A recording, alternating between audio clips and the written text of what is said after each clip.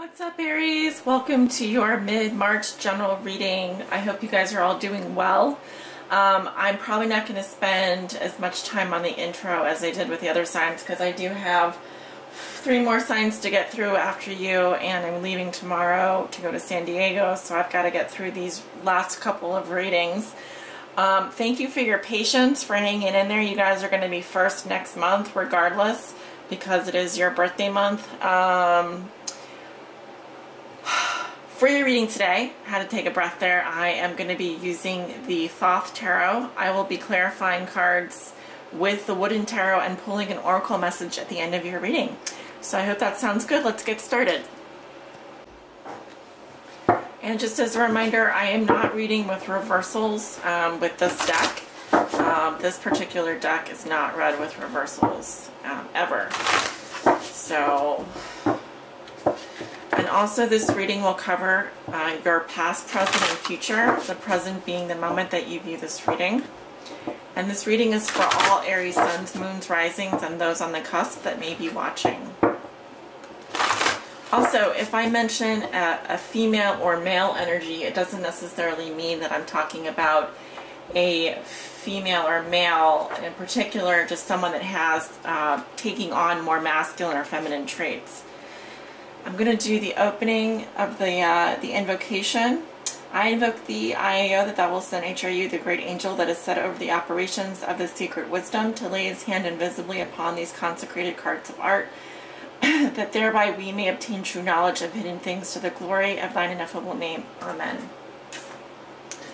Spirit, what are the messages and energies that you have for the sign of Aries for their mid-March general reading?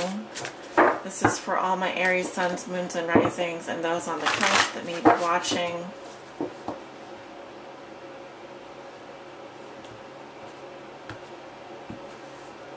Starting with your recent past, we have the Prince of Wands. Just going to move this a little bit out of the way.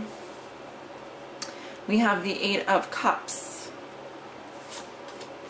the 7 of Swords, and the Priestess. Okay, oops, I see a little here and there. Move it out of the way.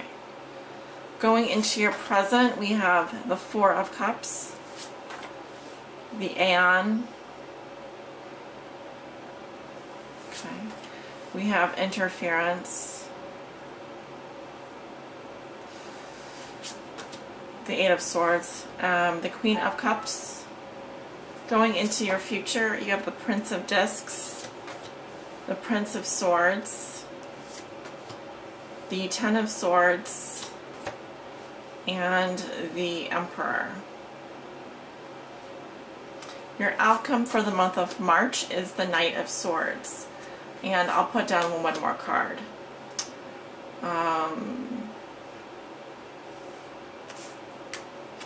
Okay.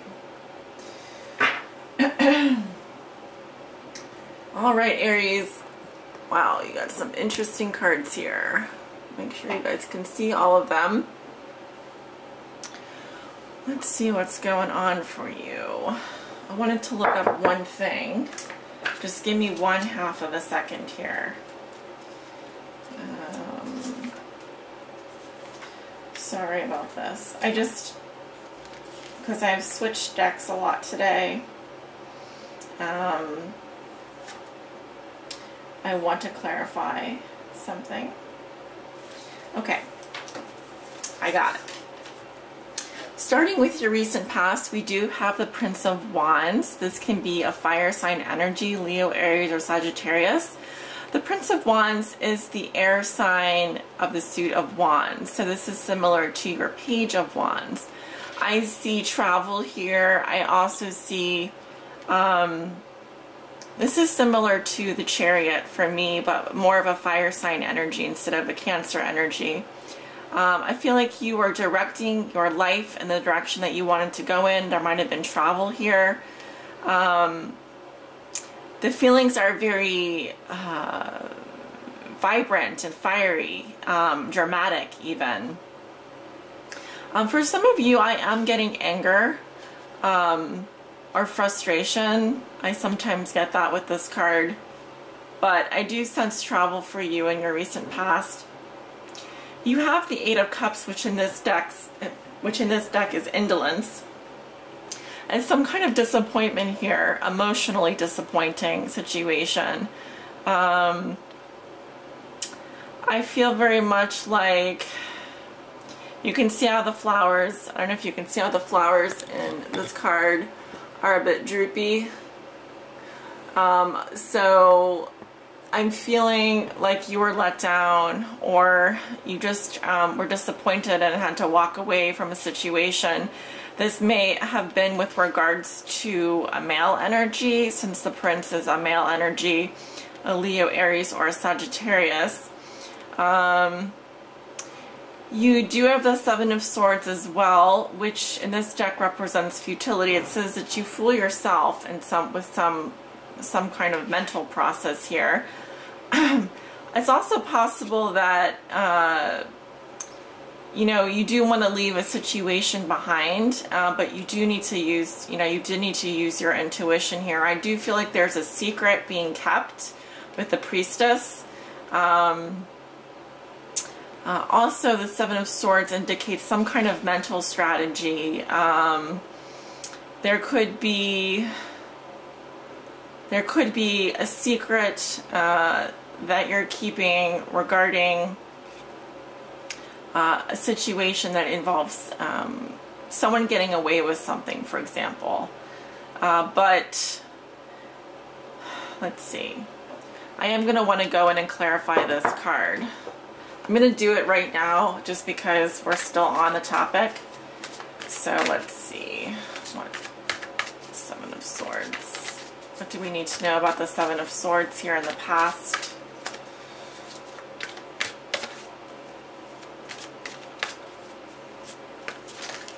Okay, we have a couple cards that just came out. Okay, we have the Queen of Blooms, which is the Queen of Cups, the Happy Squirrel, and the Ten of Wands. Interesting.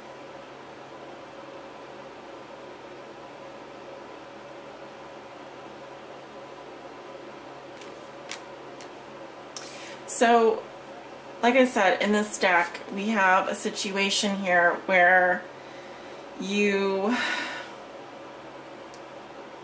might have been disappointed or walking away from another fire sign energy. I sense there's something that feels sneaky or futile about what you're doing. In the past, I am getting a Queen of Cups here, a Queen of Blooms. This can be someone that has water sign energy or that's in love. I have the Happy Squirrel here, which is very lucky. It's basically, you know, this is the 79th card at this deck, so there's no Happy Squirrel card in any other tarot deck except for this deck. And it just basically says that it's very possible that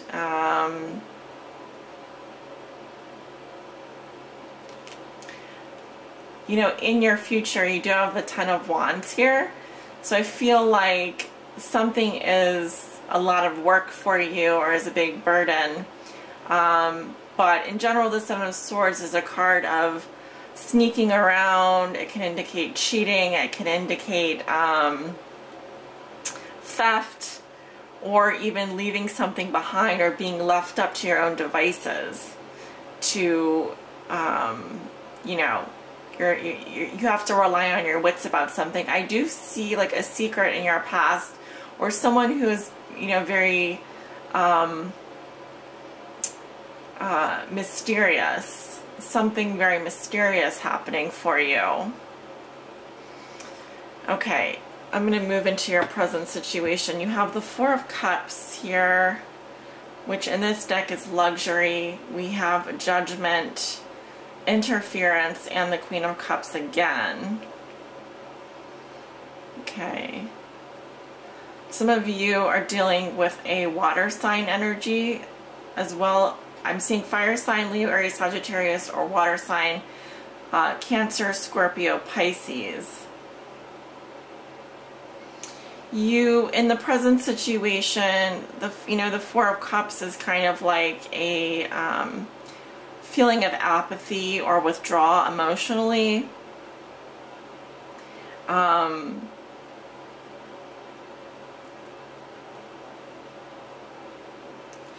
The Aeon is interesting. It talks about a final decision concerning the past.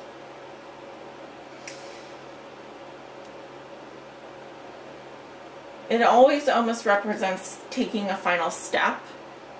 All right. So I really feel like you're in a place right now where things, I would say you're not very happy about something. And there's a final decision being made this week. It also represents a new current for the future. So you may be making a final decision about your future this week with regards to an emotional issue, something that you've been very unhappy about.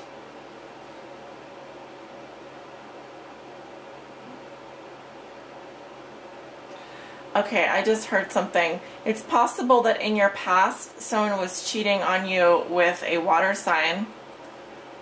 Okay.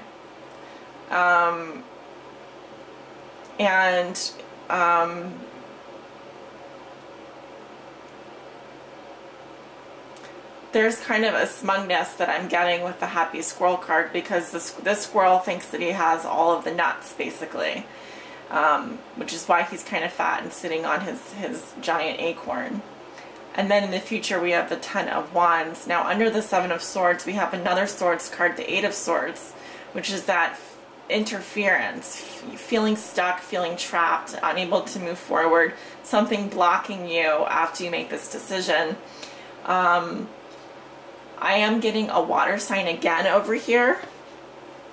Now the Queen of Cups is someone who is very comfortable in the realm of emotions. She's also coming underneath the Priestess, so maybe this is something that happened that you know, you're keeping a secret or someone else is keeping a secret from you.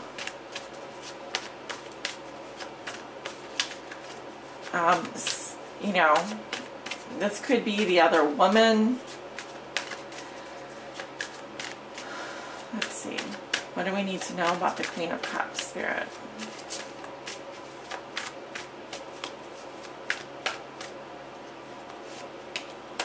We have the Nine of Cups here, or the Nine of Blooms, which is someone who's very satisfied. They're very happy.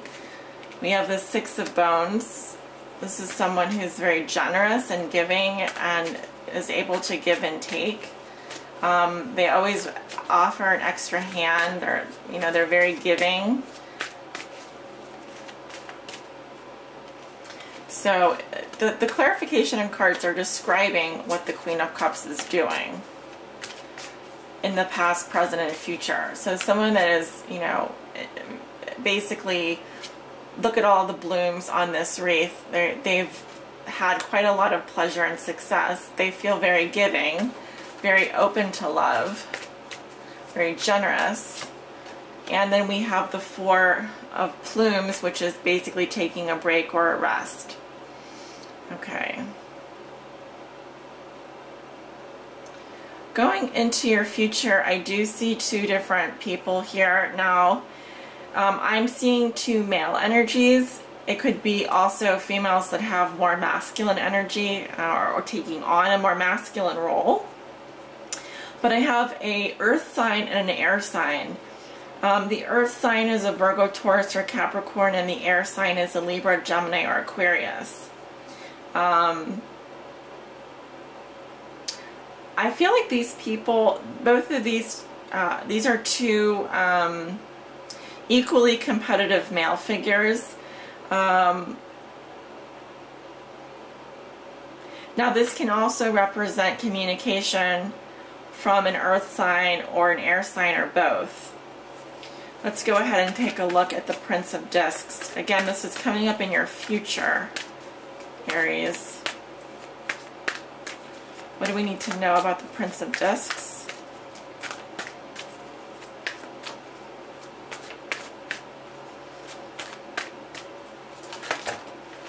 Nope, not ready.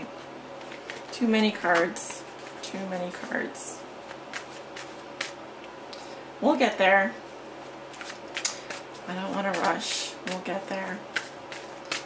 What do we need to know about the Prince of Discs?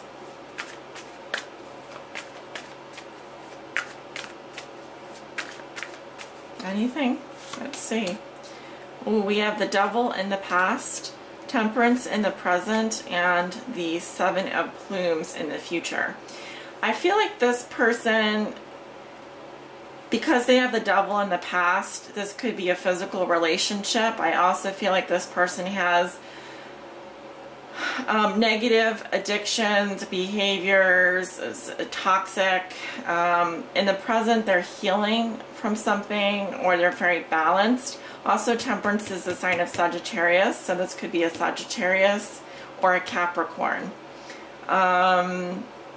We also have the Seven of Plumes in the future, which is a kind of a sneaky card. So I feel like this person is kind of someone who is either cheating, sneaking around, or doing something that's not on the up and up. Next we have the Prince of Swords next to him.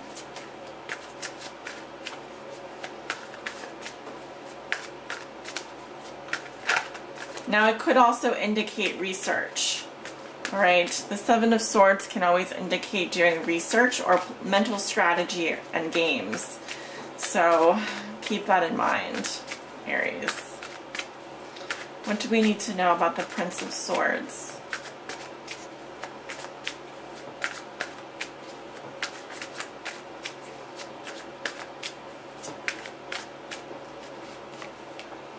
Okay, we have the Ace of Bones, the God of Bones in reverse. This is similar to the Ace of Pentacles in reverse. So this person was either experiencing a rejection in the past or felt rejected in the past, or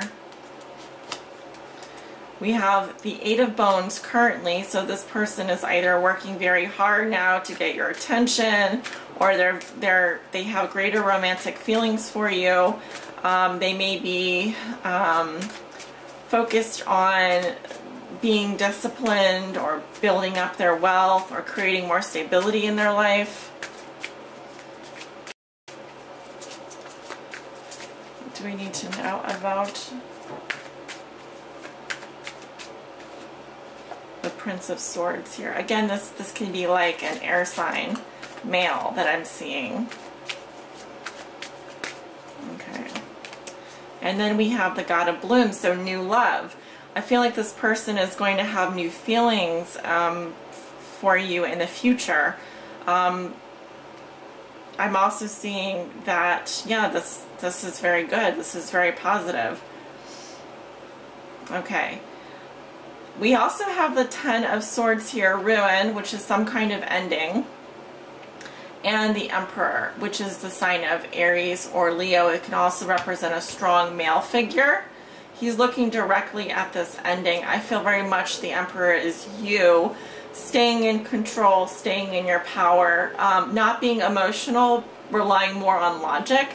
I do feel like there's an ending here, possibly to, well, let's take a look. What do we need to know about the Ten of Swords?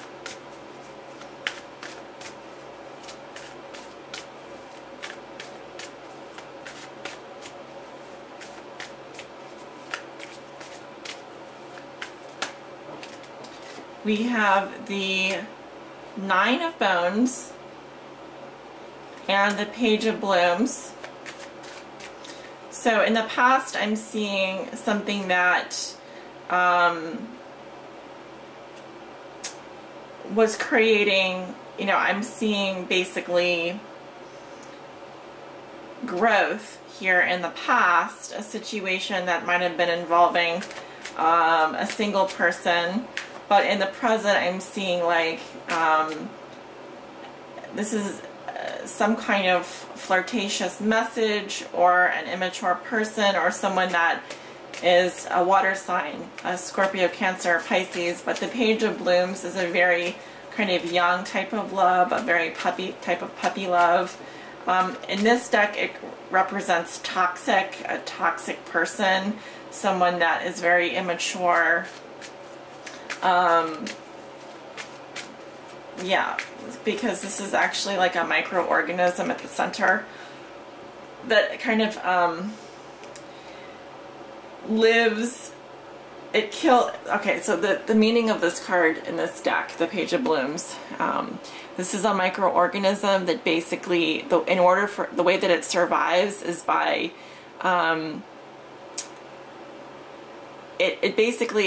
wherever it survives, it kills off everything else around it. That's why it's like kind of a toxic type of relationship, or an immature type of love. There's an ending to that. In the past, I'm seeing something that was very fruitful. I felt like it was creating abundance. There might have been financial success as well.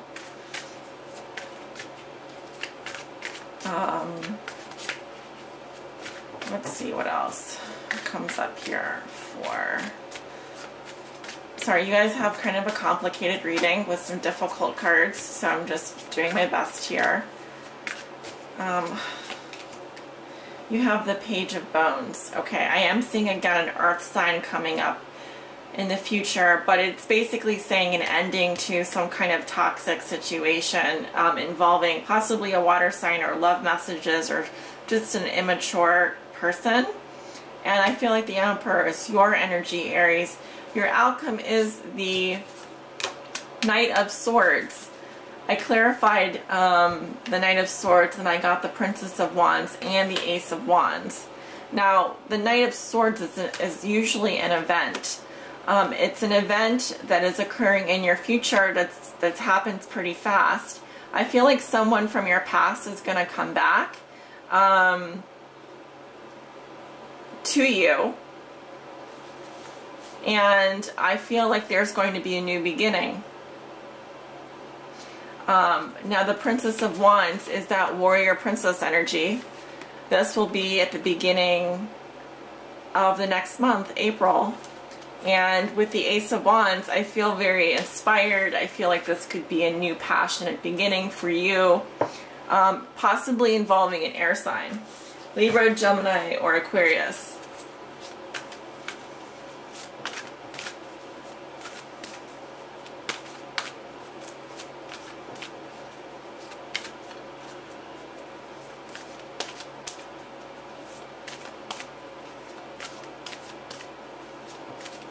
Spirit, please help guide Aries on their high spiritual path in love and in life. Okay, we have Farewell to the Moon. Appreciate and enjoy the lunar light and cycles. I often do see this as the card of Pisces. Some of you may have Pisces in your chart. Pisces, Moon, or Rising. And that is card 17.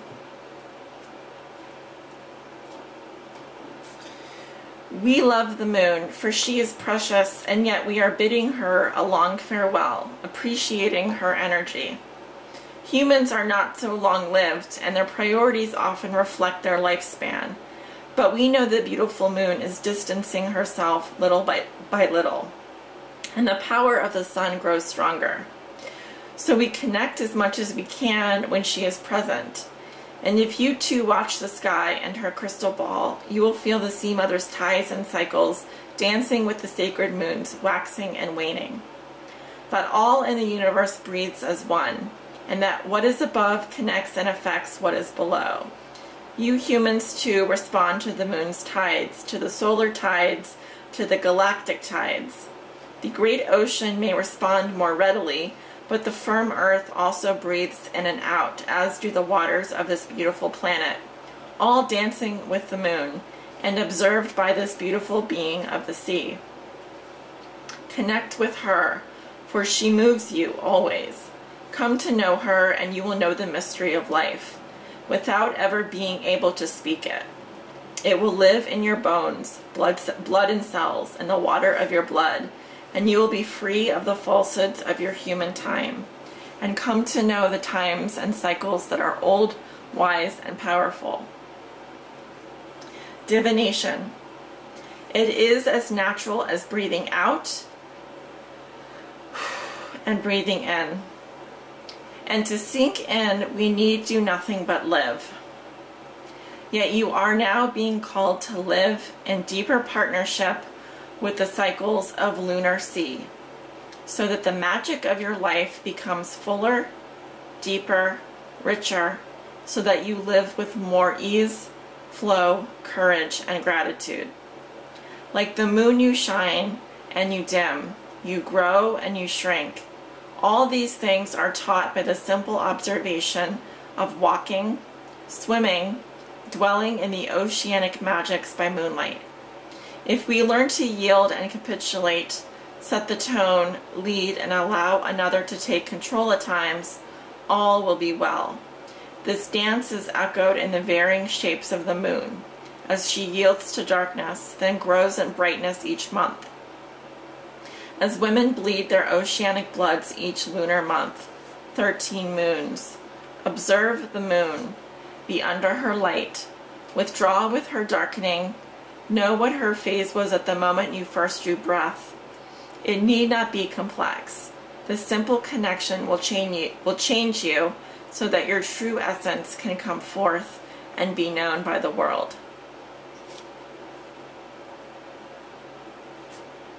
Okay. I'm just trying to wrap this up for you.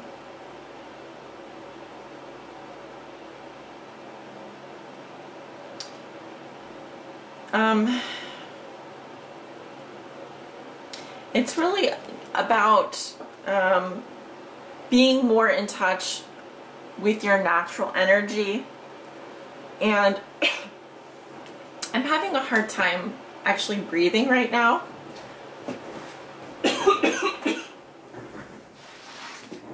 So I'm not sure what that's about. I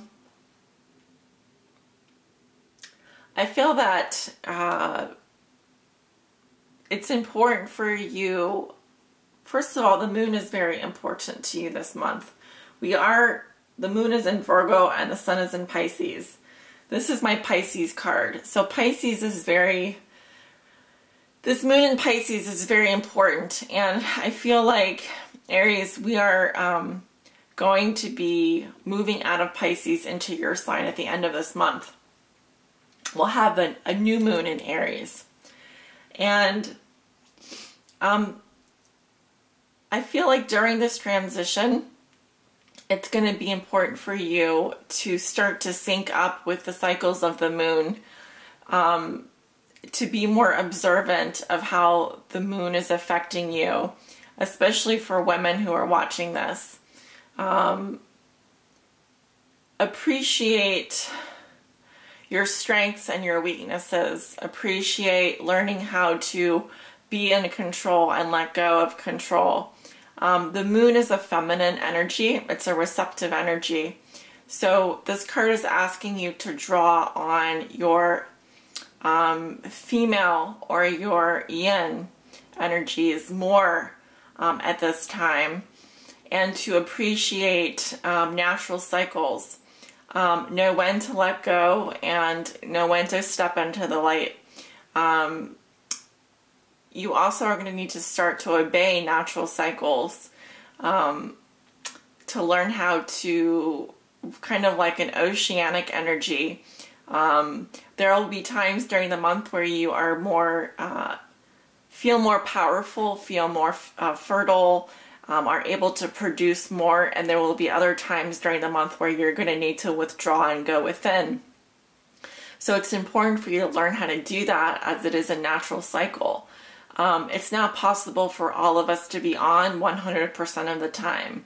It's going to be, it's more natural for there to be an ebb and flow in terms of energy. So syncing up with the energy of the moon is a great way to become more in tune with a natural cycle. Some of you may have lost your connection to the moon or lost your connection to your female power, your female energy. And so this card is also saying that some of you need to pay more attention to how to get in touch with your female energy. I can't help you out with that if you have more questions, but I think that the title Farewell to the Moon, it speaks to kind of a need to withdraw and go within, a little bit like the High Priestess here. Appreciate both aspects of your personality. Appreciate timing and natural timing and natural cycles in your personal life. Okay, you can apply this to different areas of your life. I'd also like to read you the reverse meaning of the card because that might also become important to you later. To withdraw from the moon is to withdraw from the natural world, from the world of women, and there may be a sense of the night being uncertain and untrustworthy. A hesitation in coming to experience your nature.